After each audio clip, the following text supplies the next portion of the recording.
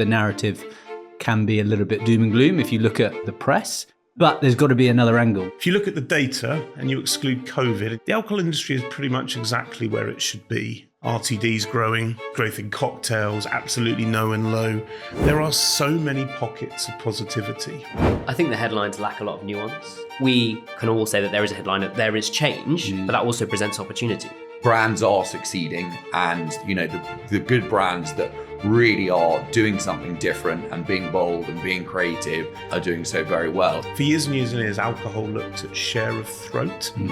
Alcohol now needs to think more about share of entertainment. It's now facing the Freddo test. At some point, premiumisation hits a ceiling. People think, I don't want to spend that amount of money. Alcohol has stopped talking about the wonder, magic and fun of its brands. And it's allowed the Moths, the Buzzballs of the world to come in and go, well, have us then.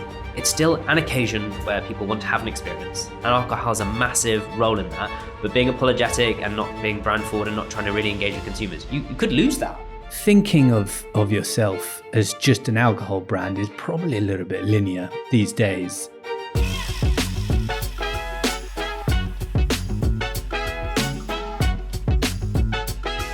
Hello and welcome back to YMCPG, the podcast at the heart of consumer goods. Now, today we've got a really interesting one. So before Christmas, we had a podcast, Build as the Future of Drinking, which obviously is a really interesting topic, how consumption's changing, how people are drinking differently. We had guests from Club Soda, Botivo and IWSR. It was a really good one. Please listen if you haven't. However, I was called out on LinkedIn, quite rightly, by one Paul Thomas to say, how can you have a future of drinking podcast with such a biased lens towards non-alcohol, which is completely fair enough. So today we've got a bit of a fight back, a round two to understand, well, what's going on from an alcohol perspective. Yeah, the narrative can be a little bit doom and gloom if you look at the press, but there's got to be another angle. What are big brands doing, thinking? What are small brands doing and thinking in the space? And that's what we want to talk about today. We've got some brilliant guests to talk us through it. Paul Thomas, ex-Suntory, Asahi and Diageo, to give us a viewpoint from the big corporates, but at the same time, a kind of insight background as well. So that should be really good from a consumer perspective. Rob Wallis, founder of Moth, probably thinking, what is all the fuss about with the growth that they're seeing, conquering the UK at the moment and starting to in the US, which is fantastic. And then Tristram, founder of the Glass Half Full agency. So at the coalface, sales and distribution for independent alcohol brands. So really giving us a viewpoint of what's going on specifically there. So thank you very much for joining. Paul, first question coming at you. I know that you're a bit irked by the narrative that says it's all doom and gloom, that alcohol brands are fading, non-alc is the future, all of that stuff. What's a fair narrative? Yeah, thanks, Jim. I'm quite easily irked. It might be an age thing.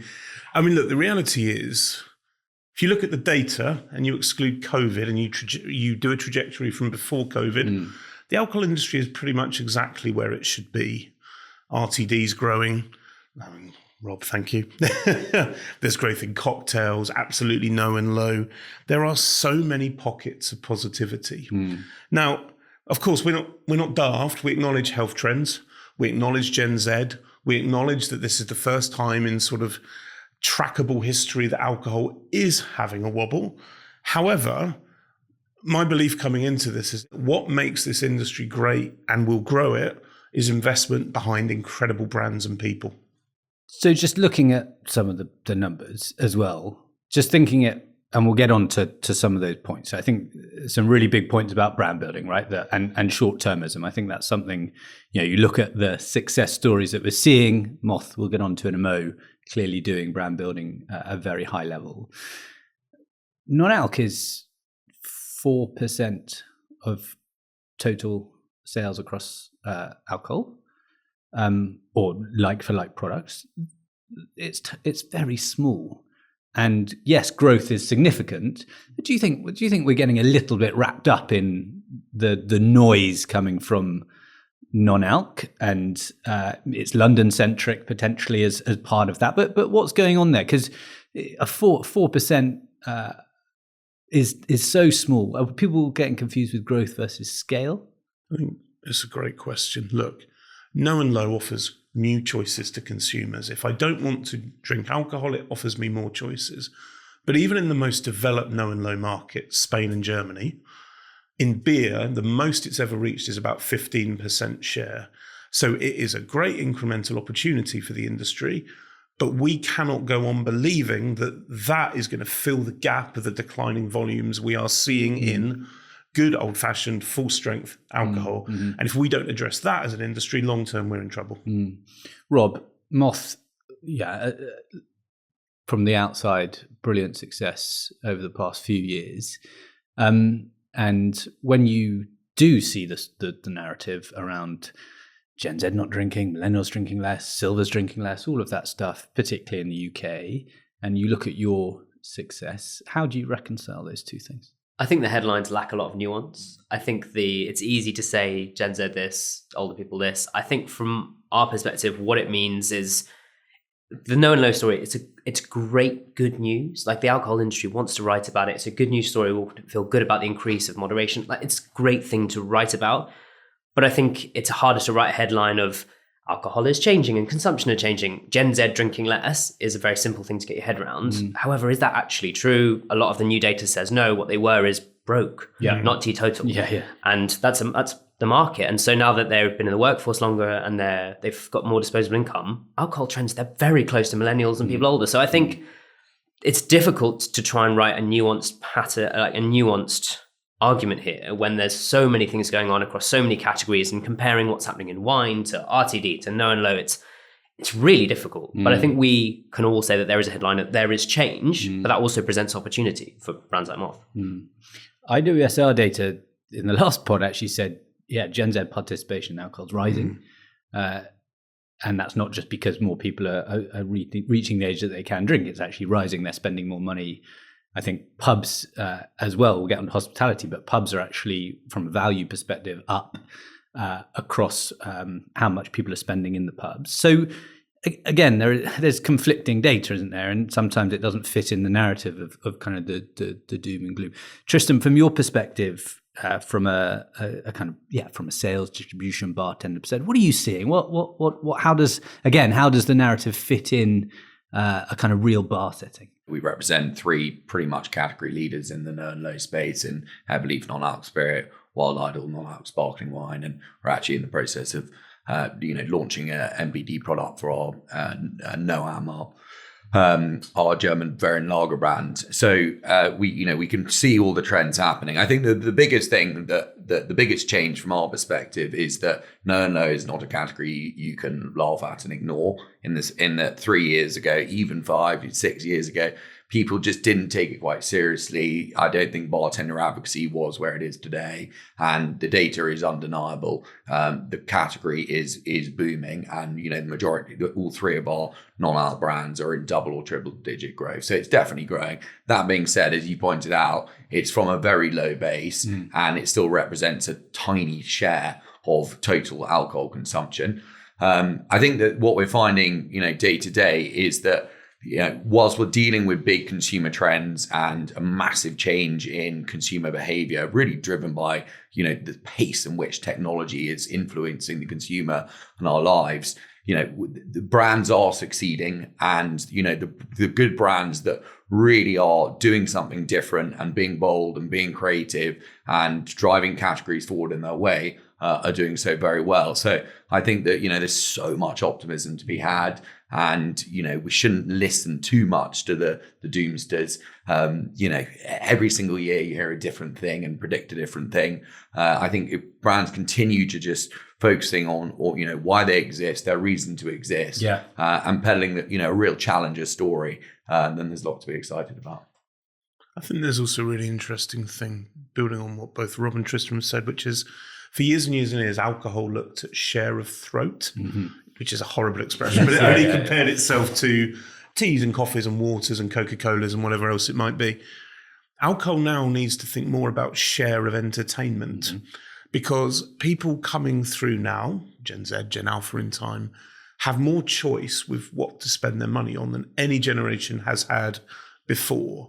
Alcohol is now, and we can talk later about why, at a very premium price point.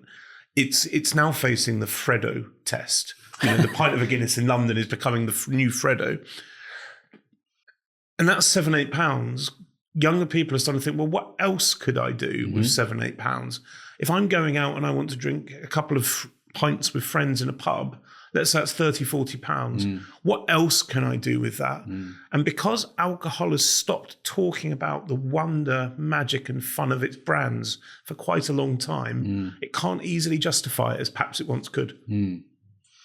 So that idea of fun is an interesting one, isn't it? The other brands in front of us, we've got Buzzball and we've got Moth, and let's not have a competition, but they are fun. They're lively, they're dynamic, they're great flavors, they're great packaging, they're colorful.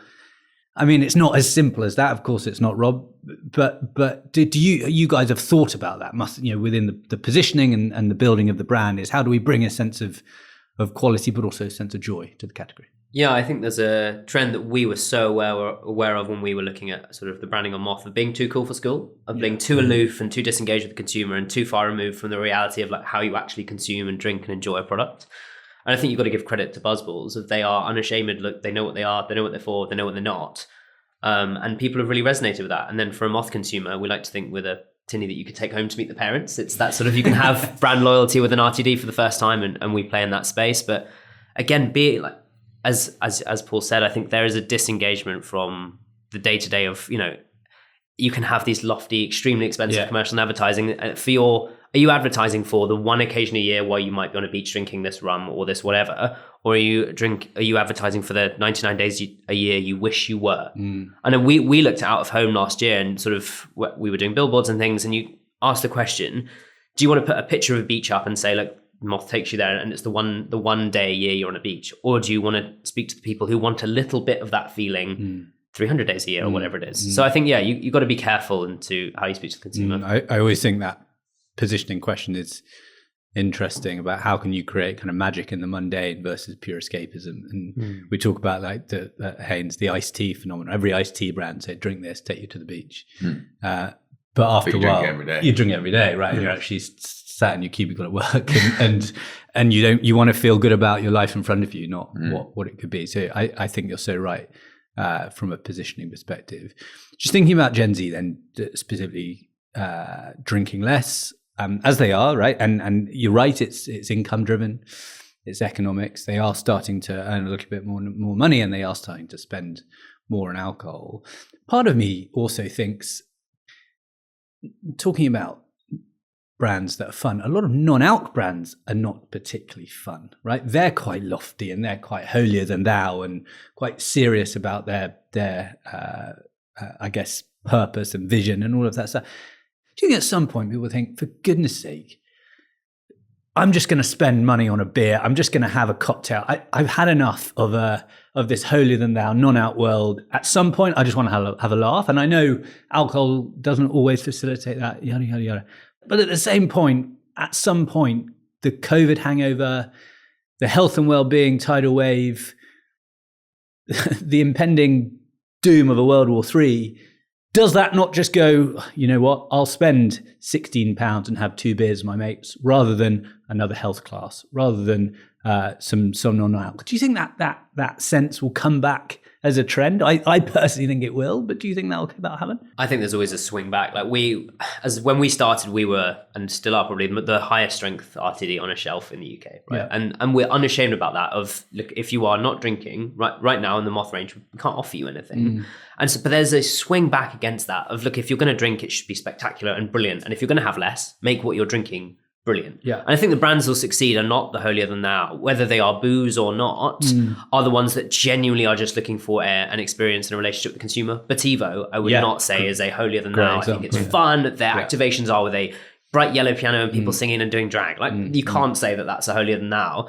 And even like he's saying, do a wonderful job of playing with the holier than thou of like, thou shalt go to the pub. Like so I think there's opportunity to not be serious, whether you are booze or not, but it is, as you say, it's that engagement with the consumer, and are you being, when they do decide to spend the money they have left, as Paul said, like, what are you offering? Yeah, it's interesting, isn't it? Because those two brands you mentioned, both fantastic, and they come from a point of how can we bring the joy? How can we look at just great drinks, right? And Ime said we'd like to think about the future as kind of ABV agnostic. It doesn't matter. We're just going to bring great brands. Exactly that point. I guess some of the brands that are kind of rooted in health versus joy are the ones that maybe can lean too far that way. Or probably shouldn't play in the alcohol category because there's functional and there's loads of other stuff, right? I think it's the danger. I remember when hard seltzer came to the UK, and that sort of wasn't the easiest transition for that product coming over, of trying to sell alcohol as healthy is fundamentally flawed. You shouldn't drink this and do a yoga class or go driving. No. That is not the point. No. Like indulgence, whether it's because of taste and it's zero, or because it's alcohol and taste,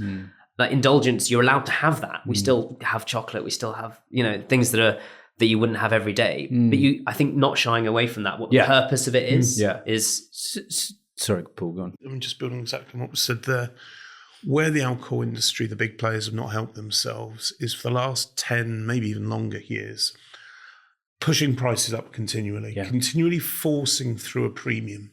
And the way they've justified that is by talking very rationally about ingredients, about process, about provenance, about the people making the product. And all of that is great and it's interesting, but it's not fun and it's not entertaining. And so many brands have tried to justify putting their price up by talking about the liquid inside the bottle, rather than the sort of emotional experience, the fun, the joy that you might have as a result of the drink. So now, all of these brands feel completely stuck, not being able to talk about fun, experience, enjoyment. And it's allowed the Moths, the Buzzballs of the world to come in and go, well, have us then. And that's the point around premiumization. At some point, premiumization hits a ceiling. People think, I don't want to spend that amount of money. And I think there was a great example on cognac, which is to say cognac has done nothing to attract a younger generation, has done nothing to come to their consumer. It is a come to us type of category, and the prices have gone up and up and up and up, and demand has fallen. Like, is that not a case of, yes, one big brand's not taking the I guess the non-drinking thing seriously? What is that a case of? What is that? I will slightly disagree with that on cognac, because Hennessy has managed to embed itself hugely in sort of culture, rap culture. I'm not part of that culture, so I'm not going to go any further on it. But that hasn't talked about the purity of the liquid as the Courvoisiers of the world and the French water coming through it. It's made itself relevant, fun, and aspirational.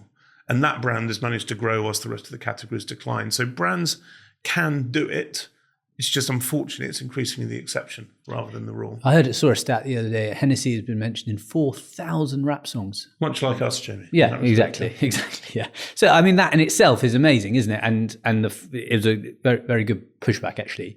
But the question remains, holistically, do some categories need to think we need to go to our consumers, not wait for them? The thing is, categories do so at their peril, and it's why the existence of the challenger brand is so exciting, because ultimately that innovation is what takes those categories on, and it will ultimately take their share. And so, categories, old-fashioned categories, I look at something like, in the wine world, the port category. If you look at cognac, these are categories that have existed how they have for, so long, and have continued to sell on exactly the same credentials and put their prices up more and more. And unless they reinvent themselves, they will be challenged at some point. I think there's something interesting. We did a massive piece of work on Scotch a few years ago.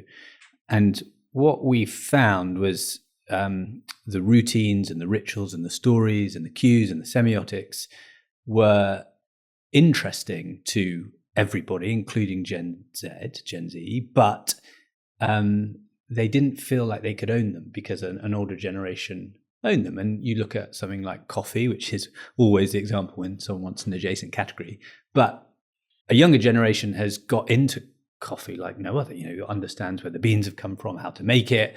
All the kind of depth and nuance to the coffee category now is vastly different to what it was 10 years ago, because that category has opened itself up and said, be part of us. Can't be part of the rituals and routines?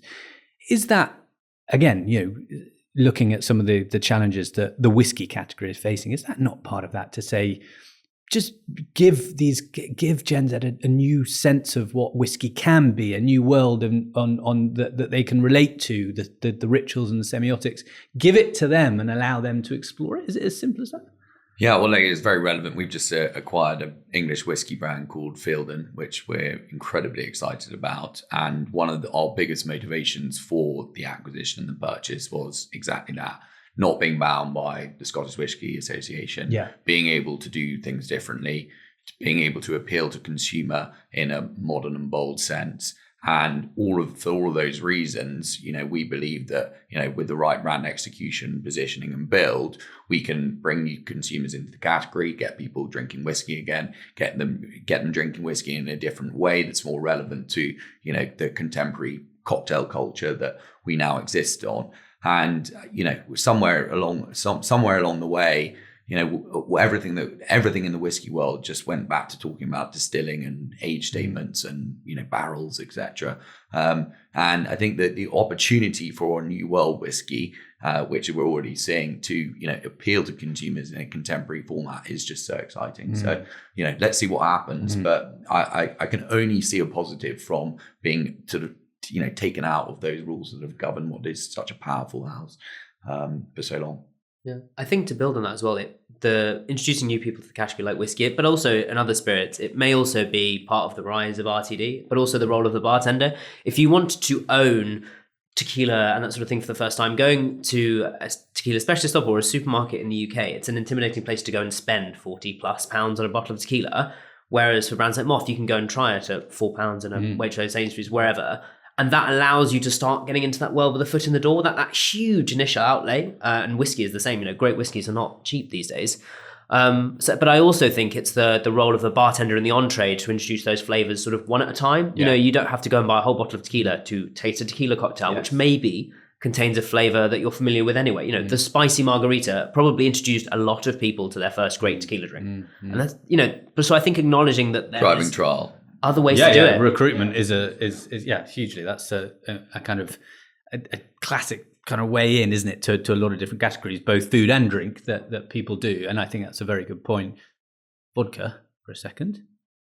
There are different categories, right, that are, I guess, seeing a rise that people are interested in, and they feel cyclical. Obviously, gin has had its moment recently. A category which I guess hasn't really seen a huge amount of growth across the last year versus something like tequila or gin, the last decade, is something like vodka, which feels like it's been potentially stuck in neutral a little bit. There is I guess a feeling of excitement that hasn't been tapped into. Obviously, the world of Smirnoff Ice, and that world was quite exciting and young, but that was quite a long time ago now. Just what are your views on vodka, the future of how can it kind of engage younger consumers? Well, I think it's linked to exactly what we were just saying about whiskey. And what I was going to say on whiskey, and it's the same for vodka, is there are brands which are succeeding. So in vodka, you have the brand AU, which isn't targeted for me or probably anyone in this room. It's targeted for a younger urban demographic. It's cool, it's bling, it's a good price point, it looks great, it looks great on your Insta reel. They're tapping into culture, they're making it relevant. What they're not trying to do is try and sell the number of times it's been distilled, the purity of the process. Yeah. That isn't interesting. What will make vodka popular is by it getting in culture and people being wanting to seen with those kind of brands. I think the other thing with vodka as well, it may see success, and is in high growth like tequila, especially in the UK, is premium vodka is more accessible than mid-tier whiskey. Yes. So you can have a really, a brand that you can be proud to have on the shelf and is accessible, and you can get into that so much more easily than you can other spirits, including tequila and some other things. So I think it being non-aged, and you can talk about distillation, all the rest of it, I think it is an accessible luxury. And I think RTD and other categories, people are looking for that. You look at smaller serves as well, that you see in the States, a lot of smaller spirits offering just to get that price point over the line. So, I think vodka has a bright future. Yeah, we represent a brand called Sapling Vodka, which is one of the big sort of success stories of vodka, the vodka category in the UK over the last sort of 5-6 years. And it's an amazing brand that has been built off, fantastic sustainability and mission-led purposes. And we've been able to win a considerable amount of share by giving people a fantastic, British vodka at a competitive price that's selling off, all of the themes of sustainability that we're seeing in the market. And we've been able to take quite a lot of very boring vodka share, and in the process, I think what we found challenging, and this is a category piece, is that it's very hard to get people to spend more than £25-30 on a bottle of unflavored vodka. Yeah. So you need flavor innovation in order to, I don't know why it's the case, but consumers are happy to pay more for something if it's got flavor in it. People care about sustainability and booze. Well, we're seeing sort of bit of a counter revolution, aren't we? I think that, for 5 years, it was, for the last 5 to 10 years, it's been a huge movement. It's been on the tip of everyone's tongue. And, I think a lot of the sort of big picture narrative was heading that way. I think, as with every sort of revolution, there's a bit of a counter revolution, a bit of questioning of the authenticity of a lot of those brand stories. And so we're definitely seeing it sort of probably slightly less important than it was, especially in what a very challenging economic environment. People think about their wallet before they do the For sure. And just Buzzball's a good example of that, Rob. Yeah, I mean, I think it probably is. I think what we see is there's a bunch of consumer data out there, no doubt you guys have seen, of where purchase intent is affected by sustainability. And it's right down the bottom as to what actually, when you come up to a shelf, makes the difference. Now, I don't think that any brand should listen to that and therefore decide that sustainability shouldn't be important to them. I think it is our duty as a baseline to do the sustainable thing and to be here for the long term. If you want to use it as marketing in the center of your brand, fine, do the hard work, don't greenwash it. Sapling's a great example of doing it properly. But I think it is a minimum standard whether consumers want to engage with it or not. We're a B Corp, that's important, but it's not why people pick up Moth first time, probably 9 times out of 100. There's nothing wrong with focusing on great product, great taste, great liquid, and doing your homework. And I think that's very much where we take it. You should all be adhering to these standards as a minimum, and then what's the product is what you talk about. And what about the consumer say and do gap? I think there is, unfortunately, still it's a bottom of the purchase consideration. Right now, if you are time poor, cash poor, and you are not in the trade nearly as much as you used to be, you just want the little something. And probably it still comes down to the companies doing the hard work, whether consumers pick them for that or not. What's exciting about this, though, is just on vodka there, we have presented two incredibly different ways that the vodka category can grow. And it's by understanding your consumer, and it's by understanding their motivations and the moment they're having. At one end, if I'm having a party and I want to impress my friends with something that's cool, I'm choosing AU vodka, and I don't care the sustainability of that gold bottle. Sapling's not the right brand for that moment. However, I'm making some beautiful Moscow mules for my friends coming round, in my swanky pad in London, and I want to have a nice story to engage them with. I want to look sophisticated. I'm not choosing AU, I'm choosing Sapling. Yeah. So the problem in this industry is we always tend to go, there can only be one way. There's hundreds of ways of growing. And I think the more that these stories can be communicated and celebrated, the less we'll get away from the perpetual doom and gloom. And it has to be this or that, right? That's there's so many ways of problem. A nuanced story is around socializing and the future of it and how consumers are socializing, connecting differently. We've talked about pubs. That's been a narrative that's run really since about 2008, since that crash and recession has been pubs are folding weekly. The numbers are shocking. Yet there is actually a little bit of good news for pubs. Consumers are coming back to pubs. So there is a growth in spend, 7% per visit, a 1.9% growth in the UK and bar industry as of November 25 year on year. So there's a little bit of green shoots potentially to say it's not all doom and gloom. UK pub numbers are down 15% since 2007 though, so it's a big story. Tristram, good person to start with there around socializing. What are you seeing? How are people engaging differently across across bars, across the trade, and what do they want now versus 10 years ago? Just very quickly on pubs, because I'm a huge pub goer and sport, and we work with some of the best operators across the UK. I think it's fair to say, and I'm going to sort of sound maybe controversial when I say this, but there were too many pubs before. I think there was something like 62,000 pubs about 15 years ago. There simply isn't enough consumers to be able to keep 62,000 pubs as profitable businesses. And so, as with anything, when there's an overexpansion of something, there needs to be a consolidation. And what we've seen is that the pubs that have been really getting their kitchens up to top standards, or doing things differently and bringing people in on different weeknights, and really worked for those consumers, are doing incredibly well. And I definitely think that some of our most successful operators are new pub businesses that are doing things a bit differently, and sort of leading a new generation of pubs. So I think that there definitely some positives, but learnings from that too.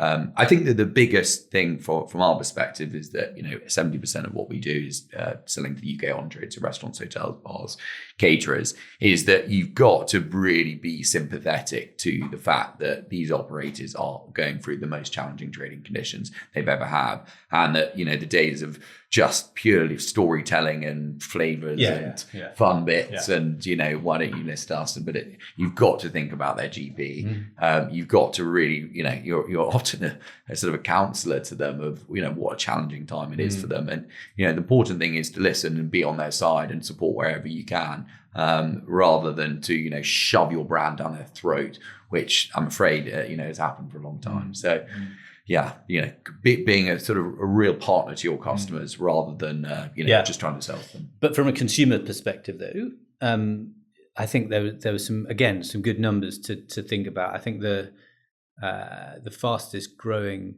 drinking occasion at the moment is 3 to 4 p.m. On a Saturday. It used to be 9 to 10 p.m. It used to be the most popular time to drink. That's shifted. People are drinking earlier. We know that. And that's changed the dynamic a little bit. People are wanting to do things later in their evening that are not drinking related. They want to get up the next day and not feel like crap. All of that's going on. At-home consumption as well is been on the rise, pretty much year on year since COVID, and is very, very high. It looks like it is sort of plateauing a little bit as people are going back maybe to the trade. But give me your views on that, again, from a bigger business perspective. On behalf of the big companies, what's really clear from our work with bartenders is exactly what Tristram's saying. Bartenders want brands to come and be genuine partners, to offer ways to the bars to create footfall and create increased sessionability. So I want customers to come into my bar, and I want customers to stay longer and sell more. Knowing that my whiskey is distilled twice, or my gin has heather as a botanical, is not going to do that.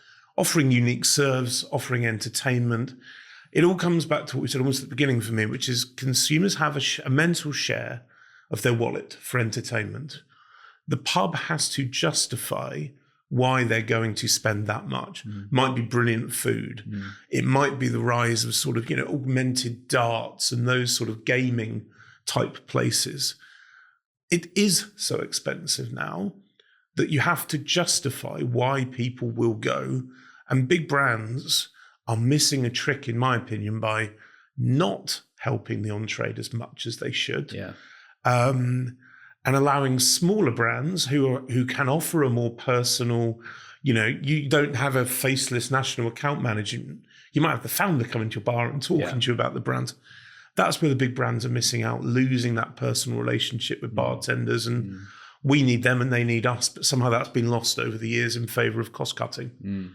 It's the biggest opportunity, one of the biggest opportunities for challengers in the on-trade. Like, go in and help solve the problems they're all facing. Be on their team. This is where the reactivity of small brands can genuinely change the face of, like, what do you make week on week? Not just a retro, not just an occasional visit from an account manager, of like genuinely changing. We're sort of no secret, we're looking at draft cocktails. We have a terrible reputation, but a huge opportunity for people to start on a cocktail, stay on cocktails, have a better time, have quick service, make the pub's lives easier. The average span of a bartender last year or something was 6 weeks in London. The rotation was crazy fast. And so how are you solving the problems? In vodka, it might be how are you, premiumizing a vodka serve and making people feel good about a sustainable choice in vodka. Sapling can do that.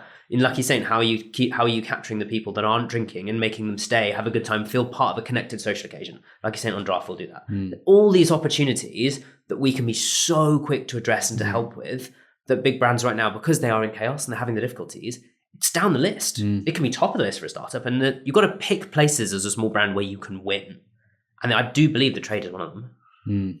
And that's, I guess, it's a really interesting point, because that in itself will start to bring consumers back, right? Like, and I guess you could say, well, if consumers don't want to drink anyway, if consumers don't want to spend their money on alcohol, having a cocktail in a draft might not bring them back, right? And because they want to do different things, they want to go to do their spinning class instead of going to the pub, right? Like, so I get the point, and say we need to make pubs, we need to help pubs, we need to help bars, to attract more consumers, to be the place where consumers want to go. But that sense of a bigger picture of younger consumers not actually going to the pub in the first place, how do you reconcile that? So I think it's a responsibility of pubs that brands can support, of making that first time, those occasional experiences for people who don't go that often, phenomenal. It's nothing like as an exact parallel in our category. If the first time you pay £4 for a ready-to-drink cocktail, which is twice as much as everybody else, is a bad experience, you've killed the category and their experience, they won't come back. Great pubs can make that first experience not intimidating. Not queuing 20 minutes for a margarita, for example, might be one of those. Having great entertainment experience, if you're not drinking, phenomenal non-alc options. That first time through the door, how do you make it brilliant? Brilliant food, brilliant brands, brilliant experience. That, I think, is what will keep people coming back and keep people engaged with the category. Pubs that are, underloved, undersupported, aren't adapting and bringing in the changes that the consumers who are going to walk through that door need, they will struggle. But you look at great brands that people would be proud to be associated with and to join the first time. You look at the Devonshire. No one would have said 15 years ago that you could have one of the biggest social media pubs on pouring a Guinness nicely and a guy charming the pants off you in every interview, right? But it's so well run. The food's incredible. The service is incredible. The level of thought and detail and support from brands in that is unbelievable. So you can win in pubs. And you mentioned social media, and finding those moments of virality is what helps pubs and helps brands. I mean, the phenomenon of splitting the G on Guinness. Now, that's not a Diageo move. In fact, they would probably actively push against that from a responsible drinking point of view.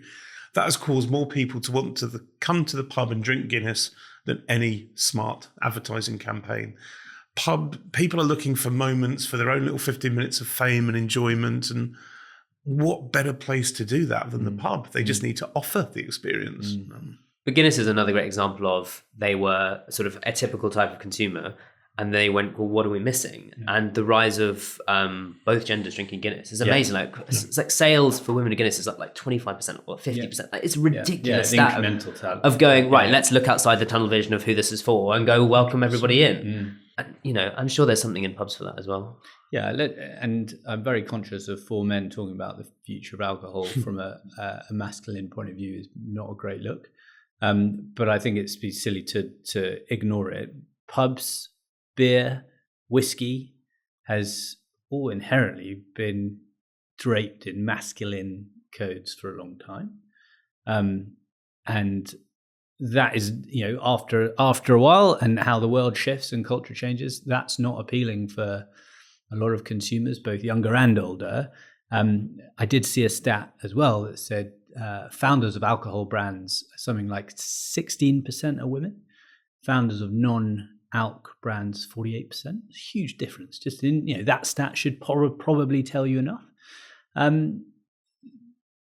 The pubs in particular, we were on pubs. Do they need to kind of shed a little bit of the kind of masculine image? Did whiskey need to shed the masculine image? Did the incrementality to the category of being able to bring different, to bring women into the category? Surely that is just a massive opportunity that all brands have the potential to think differently about. It's a fascinating question. I'm going to ask this specifically on whiskey, because for the last 10 years of the industry, the amount of times I've heard we need to bring more women into the whiskey industry. The way you don't do that is by changing the fundamentals of what you are. Johnny Walker tried Jane Walker for a while. Whoops. Hard to do it badly. Yeah. You know, the beer industry for many years did pink it and shrink it. Yeah, shrink and pick it. Now, you just raised a fantastic example of Guinness there, who have not changed their product. They've tried in the past. What they've done is just make it socially relevant. It started to show up in places where women and younger consumers will happily drink it. What they haven't tried to do is make a Guinness Light or throw away the associations with rugby and enjoying that. I don't believe the way that alcohol will grow is by changing what it is. It just needs to start to show up. In the world of whiskey, for example, Monkey Shoulder has broken away from all of those classic stuffy, if you like, cues of whiskey. It's still a really good, robust whiskey. It's not lighter. It's not necessarily easier drinking. Jack Daniel's Jim Beam Bourbon's a good example of a more unisex whiskey category. But it hasn't stopped trying to be a whiskey. It's just started to appear in different ways and different serves. It's quite simple. Yeah. Yeah, it's building worlds, inclusive worlds, isn't it? And going to building visuals and all of that stuff and semiotics and experiences that are more appealing to everyone versus Gin for many, many years was associated as a woman's drink. yes. When the gin revolution happened, it didn't try and actively target men. It just appeared in different serves with different flavors that would be universally appealing. That's how whiskey, that's how beer, that's how pubs will win. Make it universally appealing rather than trying to specifically say, we need less of this person and more of that person. Yeah, I mean, RTD is a great example, right? If you're looking at the future of alcohol, obviously biasly, I would say we're looking at it, right? RTD, it is a massively female-dominated category. And if you think the future of booze is going to be decided by 4 men in a podcast studio or the similar amount in a boardroom of 100% representation, you're going to get it wrong. Yeah. I mean, look at where the spends are going. It's into categories where women dominate. Yeah, definitely. Just shifting lanes to at-home consumption. Yeah. So Moth, I guess for a long time, it felt like that idea of kind of the beauty of Moth. You could bring this kind of very high level cocktail into your home and have that type of experience. And that's worked really well. Obviously on the go, big opportunity as well. How are you seeing that at-home moment shift, that consumption shift? Yeah, I mean, Moth rolled into Waitrose 1st of Feb 2021. So we rolled into at-home consumption at an all-time high. So I think it is interesting for us to watch that shift. The expectation is the moment lockdown restrictions and everything left, that would tick off a cliff, and it really hasn't. So I think the at-home opportunity has stayed where we thought it would be, and it's grown much more than we thought it would be. Yeah. I think for us, we did a spectacularly unhelpful bit of like data research. So we were like, let's interview loads of customers, like 4 figures, loads and loads. How do you drink Moth? A third of people within 2 hours of purchase from the can. And most of RTD, outside of Moth, 90% of RTD consumed within 2 hours of purchase. Super impulsy. RTD is the third most impulse category in grocery after sandwiches and water.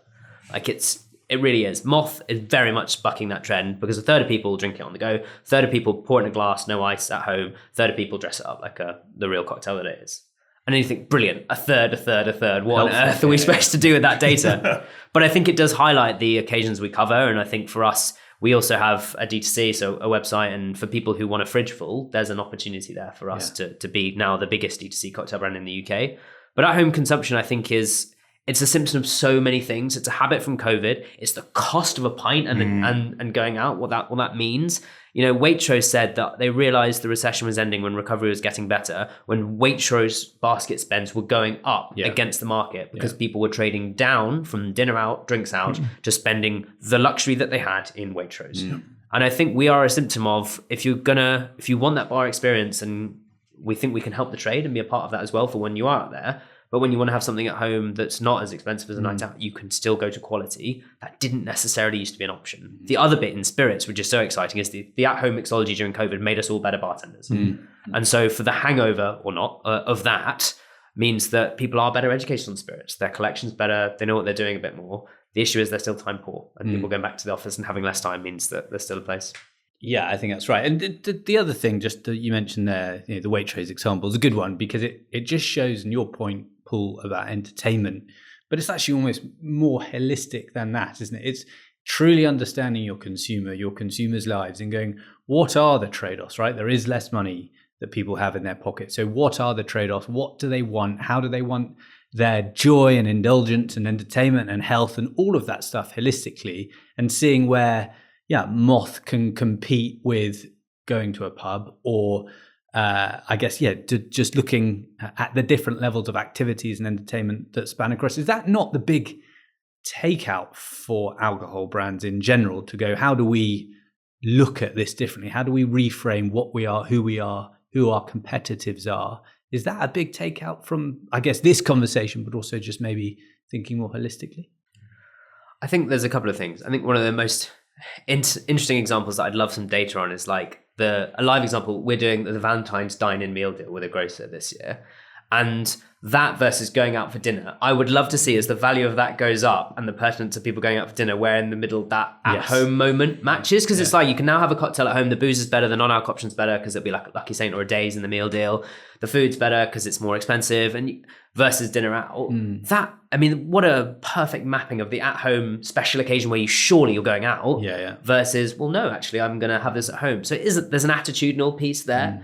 But I think you're right. There is a wider point of, are you listening to consumers and are you meeting them where they are? Yeah. And I think if you think every single person drinks whiskey in a kilt on the moor, with... Do you not? Do you know what? Sometimes I don't. I'll let you into a secret. If you think that's where your consumer is, you're missing the mark. And I think this is where Hennessy gets it right and others get it right of, are you listening? Are you just listening to a boardroom full of men, or are you actually listening to a consumer? Are you seeing where people are drinking it?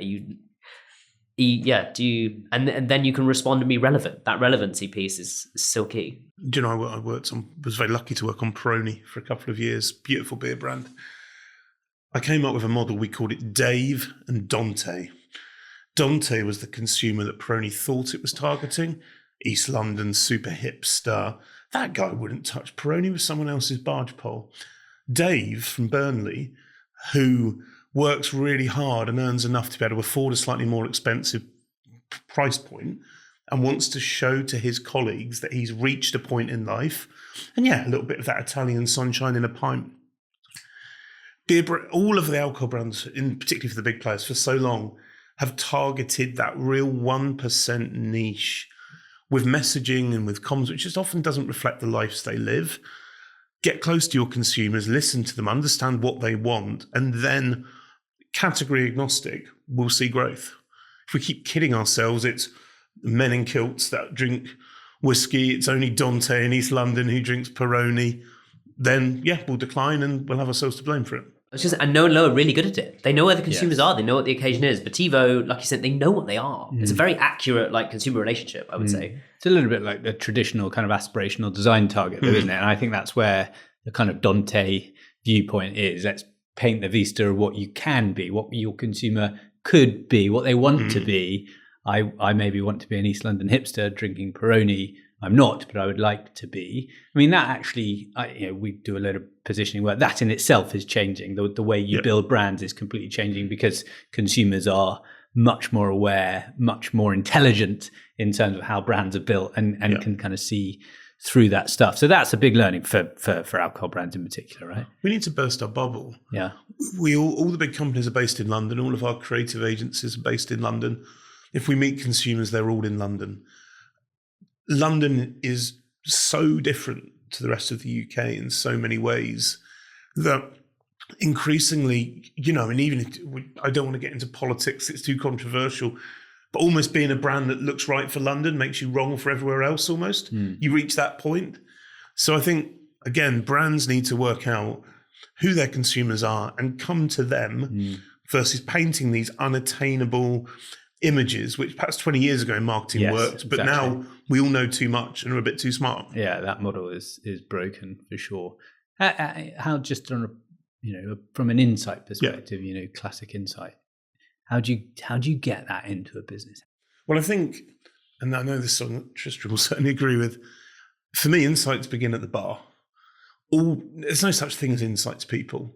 Anyone who works in this industry is an insights person. And we can go to the pub or we can go to the bar and we can have a chat with a bartender and you can really learn what's happening and what's hot. Or the flip to that is you can go, back to the town where you grew up and speak to local people. We're all insight people. Go out, talk, listen, learn. It's brands that that have done that, often organically. They don't need big thousands of pounds on consumer research. They don't need to employ people like me, sadly. But they get it because they spend time with the kind of people they're selling to. Every day that we're reading a report in the office about what consumers are like versus going out there and looking is a waste of time for me. We've predominantly focused this conversation across the UK. Moth is pushing into the US. Just a light touch on differing consumer mentality across the RTD cocktail opportunity, or in general in terms of view on drinking, US versus UK. Rob? Yeah, I think the competition in the UK is we are very shielded here because the big player in the US is not sat in this room. It's THC. Mm-hmm.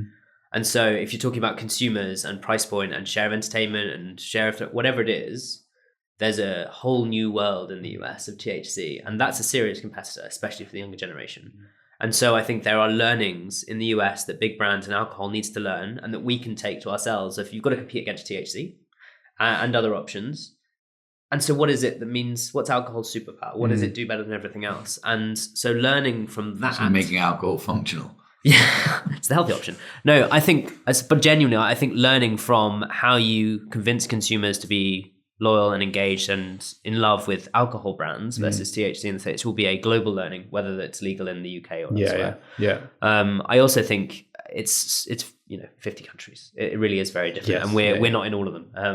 And so I think what you see in Boston versus what you see in LA is very different. But I think the competitor landscape's miles ahead. The competitor outside the category is miles ahead. But the consumer is more conscious than ever about what they're putting in their bodies. Yeah. So for us, the premiumization, the ingredient transparency, the what am I drinking, that really is a huge part of what we're doing in the US. Can I just build on that? You mentioned THC, and clearly the way the wind is going, there is a lot more positivity and acceptance towards cannabis and alcohol that you're hearing from governments now. Now, I think it will come to the UK in time, that sort of legalization. What the big companies need to be doing is lobbying and talking to the government and talking to NGOs about why alcohol has a role in life. Because THC has a level of permissibility in the States that alcohol is struggling with. So we can get ahead of that by working with the government. At the moment, alcohol is being really demonized, whereas things like THC, who'd have thought microdosing magic mushrooms would be healthy all of a sudden? Certainly wasn't 20 years ago when I was doing it. That's another story. Alcohol needs to get back on the front foot rather than just being so apologetic when it talks to governments and so forth. Because as part of a balanced diet, drunk in moderation, there's no problem with alcohol, but somehow we're apologising even for that at the moment as an industry. It also, the rise of THC, obviously CBD a little bit more here, the likes of Trip. The world merges, doesn't it? The categories blur. I'm sure people are choosing a Moth versus a Trip, right? And at different times of the day. Energy drinks in general are also starting to creep into that space from a consumer. You've got, in particular in the States, brands that have been built recently like Alane New, really kind of vibrant, aesthetic, fun, tapping into all that stuff that we've talked about today that some of the successful alcohol brands are doing. The world is becoming blurred, no? Yeah, I think the lines are blurring. The day that Dunkin' Donuts launched an alcoholic RTD is the day the lines are blurred, right? And that's the reality we live in. There's a Sunny Delight seltzer in the US. The lines are blurred. And I think that presents opportunities as well for new occasions but also, you look at when we started, the big brands that Moth looked at as for inspiration, it's 5 spirit brands. The world that we look at to learn things from, to be inspired from, to see where success can come from, it's beer, it's wine, it's spirits. It's now Tilray snapping up RTD brands like they're going out of fashion in the US. Yeah.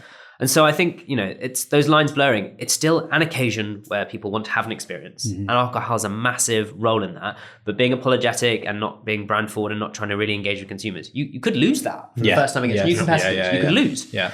But I feel optimistic. I think we can. There's a reason and a purpose for us. But I think being clear with your consumer and being joyful about it, there's nothing wrong with that. I think that's a really big point. The good news stories and the good experiences, I think challenges have a huge role for that. would love to see the big guys get involved too. But Well, the big guys need to, because the big guys are making out as though it's the end of the world.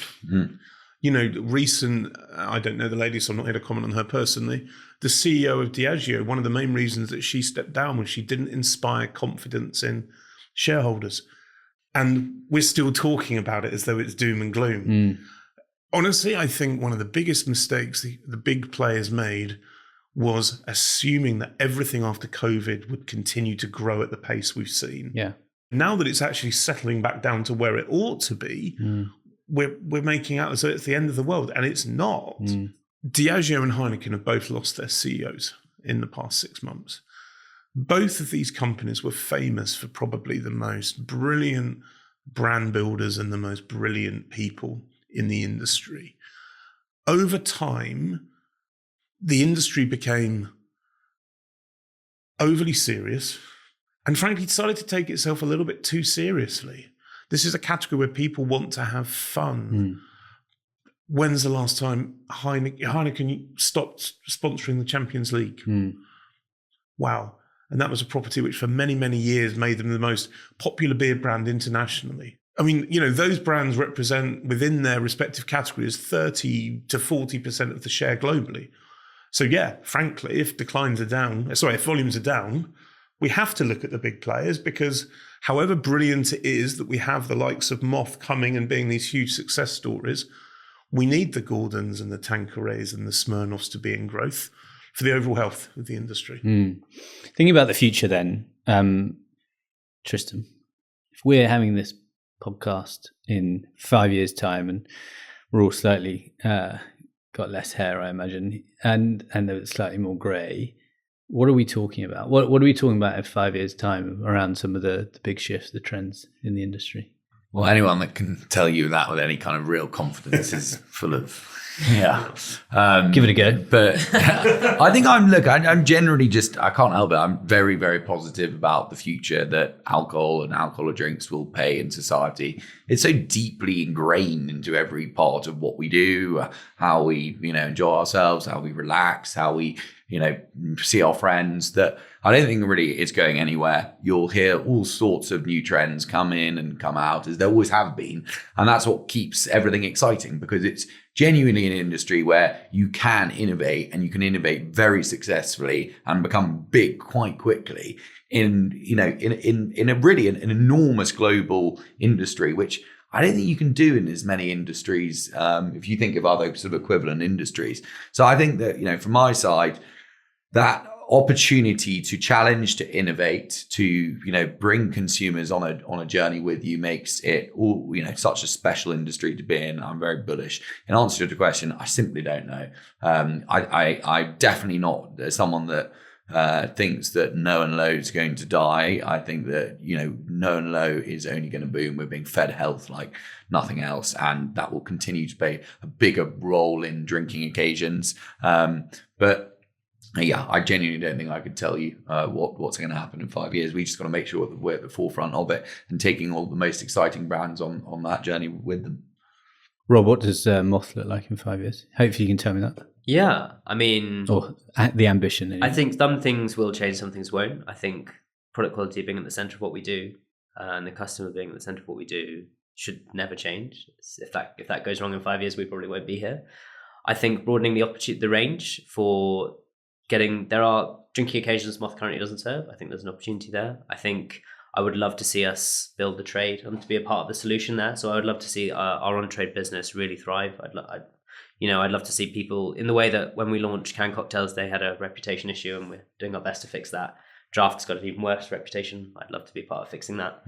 But I think it's really interesting you talk about the success of no and low and that growth. In Spain and Germany, as Paul said, it's at 15%. I could see the UK getting to that, but I don't think that's that drastic a revolution. It's just catching up with the rest of Europe. So I think the future is probably convenience, quality, brands that you still want to be part of and be proud to take home to meet the parents, as it were. But I think change is going to happen. I do think there is change coming, and I think it's going to be drinking less and drinking better. Cool.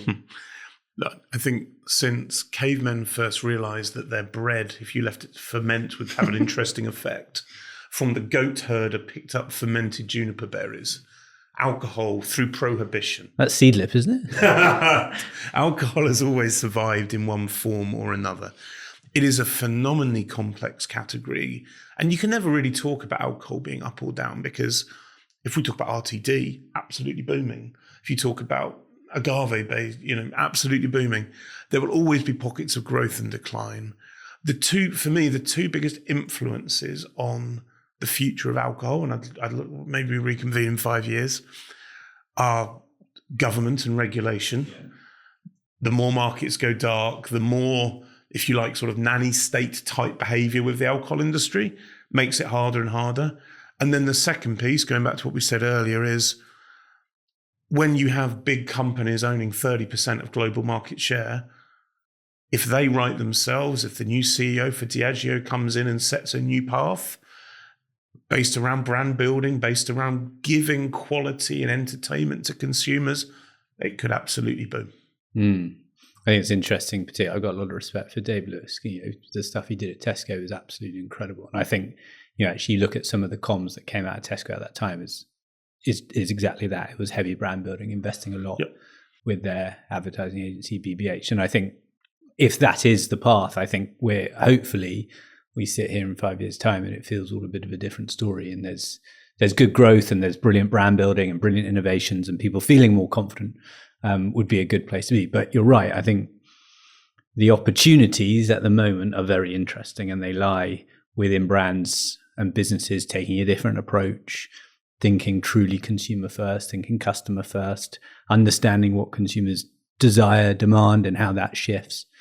That is all we have time for, actually. Brilliant, nuanced, rich conversation. And I really thank you for coming on. A couple of big takeouts for me, which you guys have talked about so eloquently.